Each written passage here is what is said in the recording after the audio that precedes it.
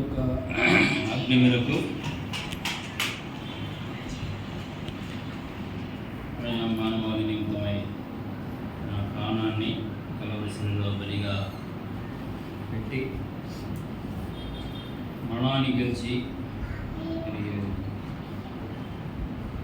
తాను ఎక్కడి నుండి వచ్చాడో ఆ స్థలానికి మరలా ఆరుణమై వెళ్ళే సమయంలో ప్రభు యొక్క వాగ్దానం చేశాడు.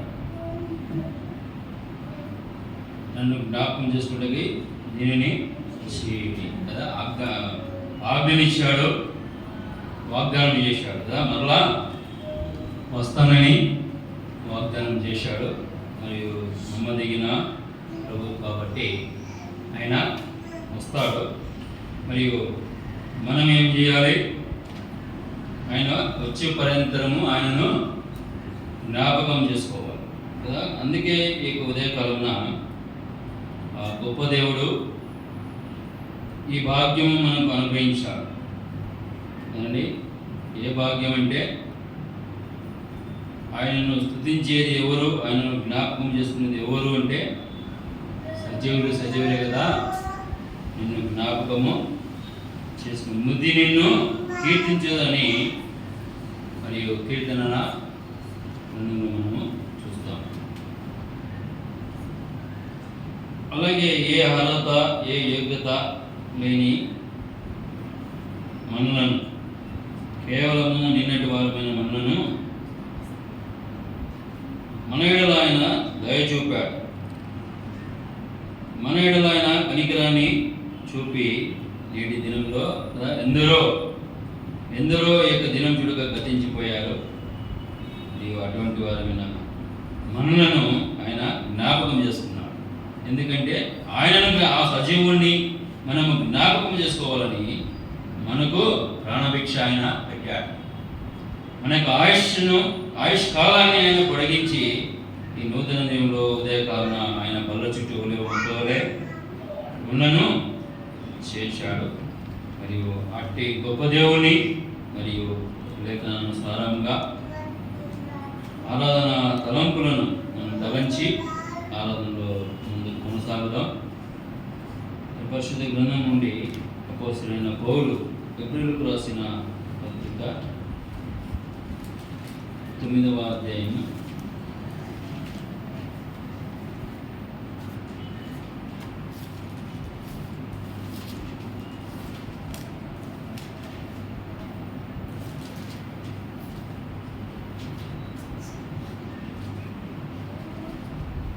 11 నుండి 15 వచనం వరకు మంచి అయితే క్రీస్తు రాబోచున్న మేలుల విషయమై ప్రధాన యాజకుడుగా వచ్చి తానే నిత్యమైన విమోచన సంపాదించి హస్తకృత్యము కానిది అనగా ఈ సృష్టి సంబంధము కానిదియు మరి ఘనమైనదియు పరిపూర్ణమైనదియునైన గుడారము ద్వారా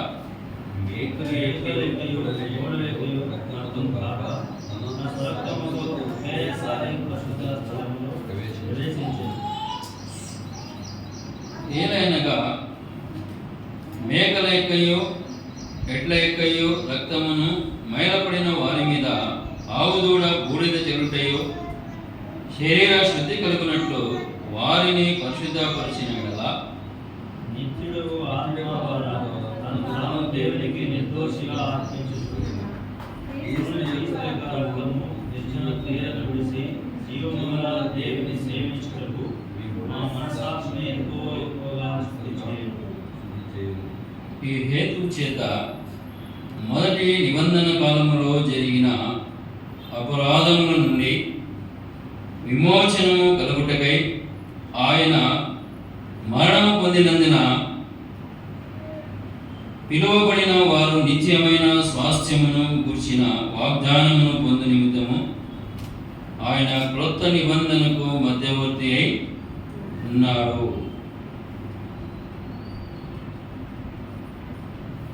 మనం చదువుబడిన ఇక లేఖన భాగము అనేక మార్లు ఆయా సందర్భాలలో ఈ వాక్య భాగాన్ని మనము వినించున్నాము. ఏక సమయంలో ఆరాధనకు మరియు ఆరాధన యొక్క తలంపులను మనము ఈ భాగం నుండి తలంచి ముందుకు కొనసాగుదాం. మరి ఇక్కడ చూస్తున్నాము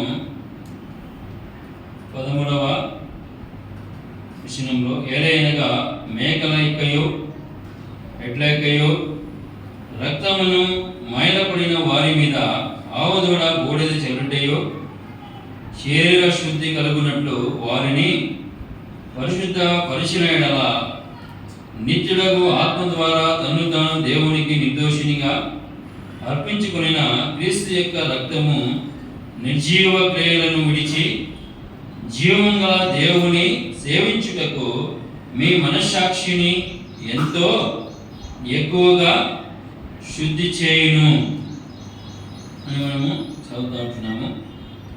ఈ హేతు చేత మొదటి నిబంధన కాలంలో జరిగిన అపరాధముల నుండి విమోచనము కలుగుటకై ఆయన మరణము పొందినందున పిలువబడిన వారు నిత్యమైన స్వాస్థ్యమును కూర్చిన వాగ్దానమును పొంది నిమిత్తము ఆయన క్రొత్త నిబంధనకు మధ్యవర్తి అయి ఉన్నాడు అని అనుకుంటున్నాం.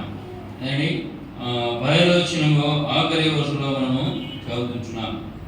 ఆయన క్రొత్త నిబంధనకు మధ్యవర్తి అయి ఉన్నాడు కదా. ఎవరు ఆయన? మనము జ్ఞాపకం చేసుకోవడానికి కదా కేంద్ర బిందువు అయిన ఆయన. ఎవరు ఆయన అనగా మరణంతమై ప్రాణమును కదా పైన మనం చదువుకున్నాం. పిలువబడిన వారి నిమిత్తమై ఆయన ప్రాణాన్ని వెలుపెట్టిన ఆయన. ఎవరు ఆయన అనగా ఆయన మధ్యవర్తిగా వచ్చిన ఆయన. ఎవరు ఆయన అని మనం జ్ఞాపకం చేసుకునే ఎడల 14వ వచనం మనం చూస్తుంటాం. నిత్యుడగు ఆత్మ ద్వారా తన్ను తాను దేవునికి నిర్దోషినిగా అర్పించుకునిన క్రీస్తు యొక్క రక్తము నిర్జీవ క్రియలను విడిచి జీవం గల దేవుని సేవించుటకు మీ మనసాక్షిని ఎంతో ఎక్కువగా శుద్ధి చేయును చూసుకుంటున్నాను కదా. ఎవరు ఆయన అని మనం జ్ఞాపకం చేసుకునే నిర్జీవ క్రియలను విడిచి జీవం గల దేవుని సేవించుటకు అదండి. ఎవరు ఆయన? మధ్యవర్తిగా వచ్చిన ఆయన ఎవరు అని మనం ఆలోచన చేసినప్పుడు ఆయన పాద సన్నిధిలోనికి వచ్చేటకు యోగ్యత లేని మనలను నిర్జీవ క్రియలు కదా మరియు నశించిపోయే వారము నిర్జీవ క్రియలను విడిచి జీవంగా దేవుని సేవించుటకు ఆయనను జ్ఞాపకం చేసుకున్నటకు ఏ అర్హత లేని వారము నిర్జీవమైన క్రియలు చేసేవారు. జీవం గల క్రియలు చేసేవారము కాదు. జీవం గల దేవుని ఎరగని వారు కాదు. ఆ నిర్జీవ క్రియల నుండి లేదా ఆ నశించుచున్న ఆ స్థితిలో నుండి మరియు నాశనకరమైన ఆ స్థితిలో నుండి మనను విడిపించడానికి తను తాను నిర్దోషినిగా దేవునికి అర్పించుకోవడానికి అరుదించిన ఆ మధ్యవర్తి ఎవరు ఆయన అని మనం జ్ఞాపకం చేసుకునేలా మన స్థానమందు నిలవడానికి మన స్థానమందు నిలిచడానికి అరుదించిన మధ్యవర్తి అని మనం చూస్తుంటున్నాం. ఆయన మధ్యవర్తిగా అరుదించాడు. ఎందుకు అరుదించాడు? అనగా ఆయన మందిర ఆవరణలోనికి మనకు ప్రవేశం లేదు. నిర్జీవులము, మనం చచ్చిన వారము, మనను బ్రతికించడానికి మనకు జీవము కదండి. అక్కడ మనం చదువుతున్నాము 14వ వచనంలో జీవము అనుగ్రహించడానికి కదండి. నిర్జీవ క్రియలను విడిచి జీవము గల దేవుని సేవించుట కదా. ఆ దేవాది దేవుని, సజీవుడైన దేవుని మరియు జ్ఞాపకం చేసుకునే అర్హత మనకు లేదు. ఎందుకు అంటే నిర్జీవులం, మనం చచ్చిన వారం కదా, మృతులము. మృతిని ఎందుకు కీర్తించదనే ముందుగానే మనం జ్ఞాపకం చేసుకున్నాం కదా. మృతులను చచ్చిన వారు స్థితి పాపముల చేతను అపరాధముల చేతను చచ్చిన వారు నిర్జీవులమైన మనలను ఆయన జీవింపజేయాలి. ఆయనను జ్ఞాపకం చేసుకోవడానికి, జీవము గల దేవుని జ్ఞాపకం చేసుకోవడానికి ఆయన మధ్యవర్తిగా అవతరించాడు. ఇట్టి ప్రవేశం పరిశుద్ధులతో పరిశుద్ధ స్థలములలో ప్రవేశించేను అని మనం చూస్తుంటున్నాం కదా. 12వ వచనంలో మనం చూస్తుంటున్నాం చూడండి. మేకల యొక్కయో గొడవల యొక్కయో రక్తముతో కాక తన స్వరక్తముతో ఒక్కసారే పరిశుద్ధ స్థలములో ప్రవేశించెను. మనకి ఇట్టి భాగ్యం లేదా ఇట్టి ప్రవేశం ఏ విధంగా అనుగ్రహింపబడినదనగా అండి, మేకలకు గొడవల రక్తం ద్వారా మనము విమోచింపబడలేదు. తన స్వరక్తము చేత ఆ కలవరిశిలువలో ఆయన తన స్వరక్తము మరియు ధారపోయట ద్వారా ఆ అయిపోతేరా దీటుగా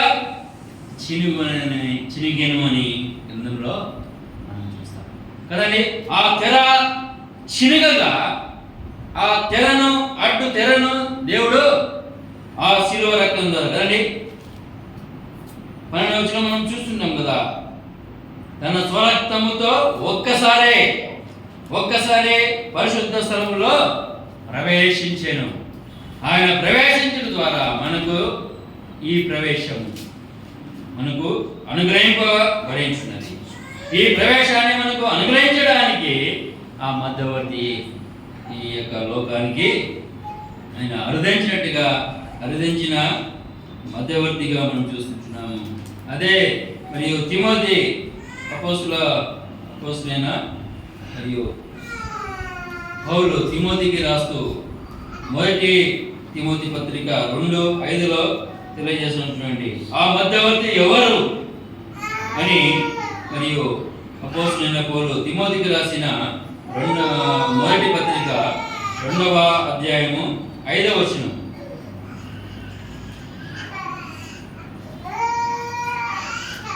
దేవుడు ఒక్కడే, దేవునికిని నరులకును మధ్యవర్తియు ఒక్కడే, ఆయన క్రీస్తు యేసును నరుడు. అలాగే ఆలోచన కూడా ఈయన అందరి కొరకు విమోచన క్రయధనముగా తను తానే సమర్పించుకొనెను. దీనిని గూర్చిన సాక్ష్యము యుక్త కాలములందు ఇయ్యబడును అని మనం చూస్తున్నాం. ఈయన అందరి కొరకు విమోచన క్రయధనముగా తను తానే సమర్పించుకొనెను కదా. ఆ ఏప్రిల్ పత్రికలో మనము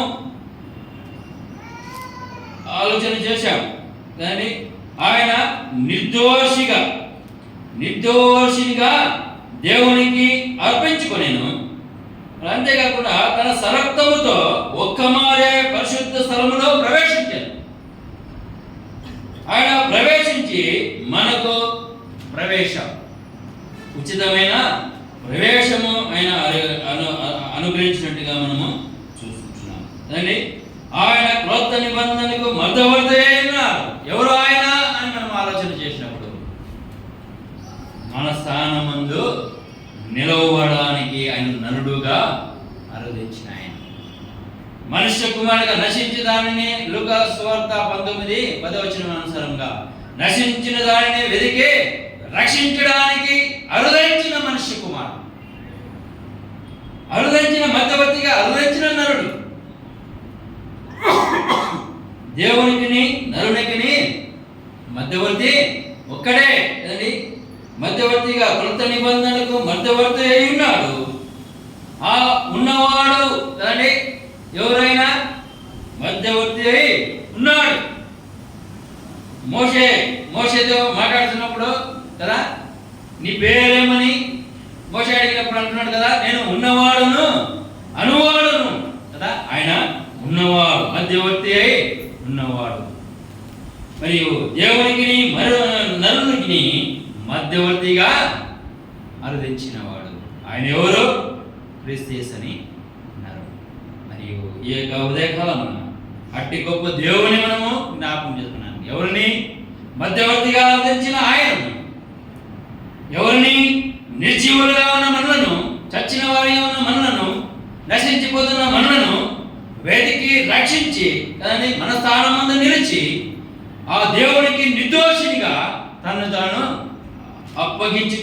అర్పించుకొనిన ఆయనను మరి జ్ఞాపకం చేసుకోవడానికి మనము ఆలోచించాము. కాబట్టి ఈ ఉదయకాలంలో ఆయనను ఏమని మనము జ్ఞాపకం చేసుకుందాం.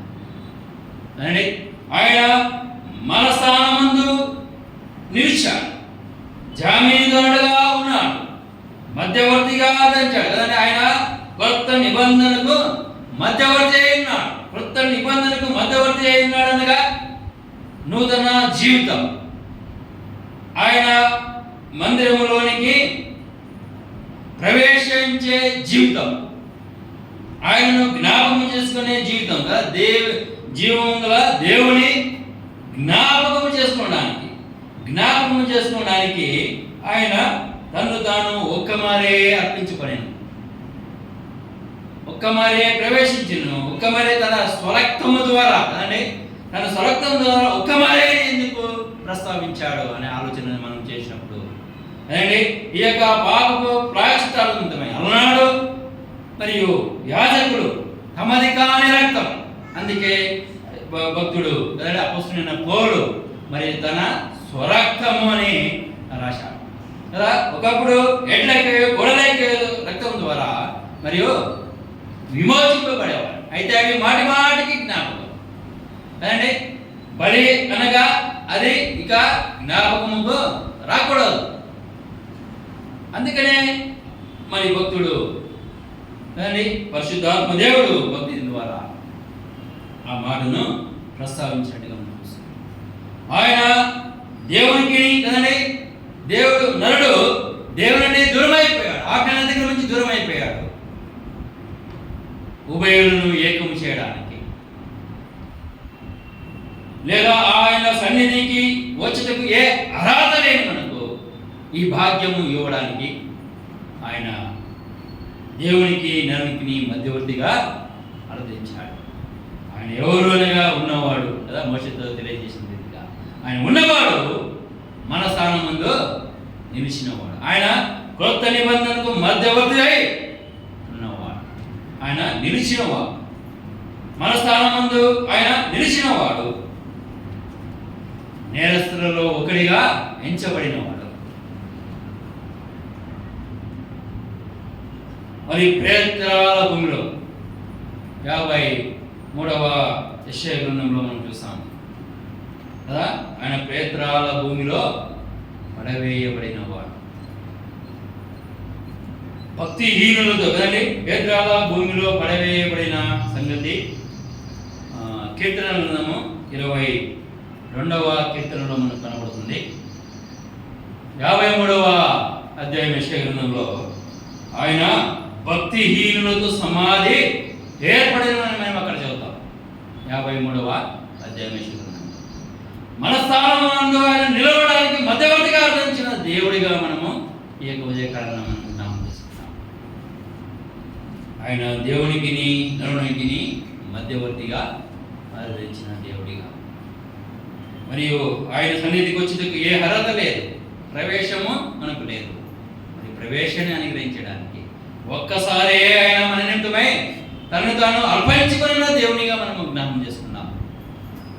మరియు నిర్జీవులమైన మనను, చచ్చిన మనను, నాశనానికి పాత్రమైన మనను ఆయన వెదికి రక్షించిన దేవుడిగా, ఆయన వెదికి రక్షించడానికి మధ్యవర్తిగా అర్థించిన దేవునిగా అది జ్ఞాపకం చేసుకుంటూ, మరియు పరిశుద్ధులలో పాలిభాగస్తులుగా ఆ ఉన్నతమైన రాజ్యానికి మనం చేర్చడానికి తను తాను నిర్దోషినిగా దేవునికి అర్పించుకున్న దేవునిగా ఈ యొక్క ఉదయకాలంలో మనం ఆయనను జ్ఞాపకం చేసుకుంటూ ఆరాధనను ముందుకు కొనసాగుతాం.